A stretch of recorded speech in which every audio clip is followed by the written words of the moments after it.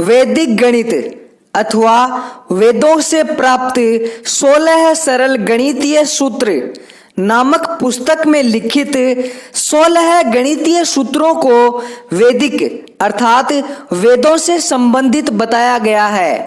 तो यह प्रश्न अवश्य उठता है कि क्या सच में यह 16 गणितीय सूत्र वैदिक हैं?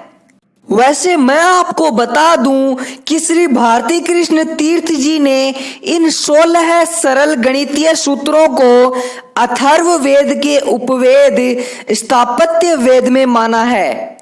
अगर आप 16 गणितीय सूत्रों को देखते हैं तो उनकी भाषा संस्कृत है और स्वामी जी श्री भारती कृष्ण तीर्थ जी संस्कृत भाषा के अच्छे ज्ञाता थे, परंतु अथर्ववेद तथा स्थापत्य उपवेद के अब तक के ज्ञात परिशिष्टों में इन 16 गणितीय सूत्रों का कहीं उल्लेख नहीं मिलता है। तो इसका अर्थ यह निकलता है कि इन 16 गणितीय सूत्रों का निर्माण स्वयं स्वामी जी ने ही किया है।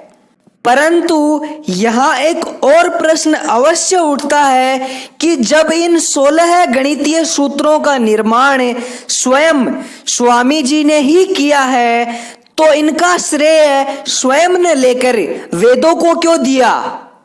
वैसे यह प्रश्न स्वतः ही हल हो जाता है यदि हम स्वयं श्री भारती कृष्ण तीर्थ जी द्वारा दी गई वेद की यह परिभाषा समझ लें कि वेद शब्द का व्युत्पत्तिक अर्थ है संपूर्ण ज्ञान का स्रोत तथा अनंत संग्रह।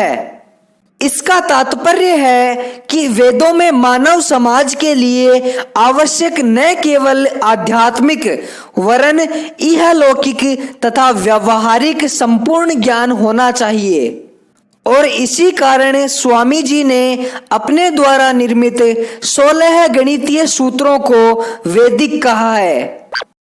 यह चलचित्र आप तक जब भी पहुंचे कृपा करके अपने विचार हम तक अवश्य पहुंचाइए और हमारे साथ जुड़कर वैदिक भारत की दिशा में एक खोज अभियान में अपना सहयोग देकर भारतीय संस्कृति को आगे बढ़ाइए।